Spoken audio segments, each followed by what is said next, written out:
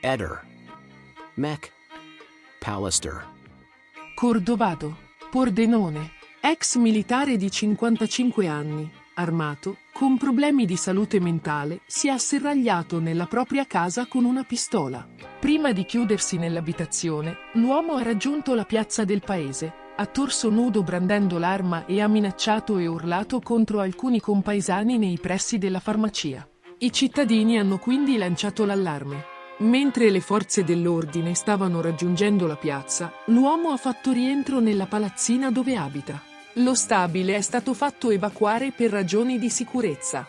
Sul posto carabinieri, vigili del fuoco, ambulanza e protezione civile. Da quanto si apprende, l'uomo si sarebbe infuriato alla notizia che gli sarebbero state ritirate le armi e avrebbe anche postato sui social dei messaggi di minaccia. Non sapendo se l'uomo disponga di armi, si stanno adottando gli specifici protocolli.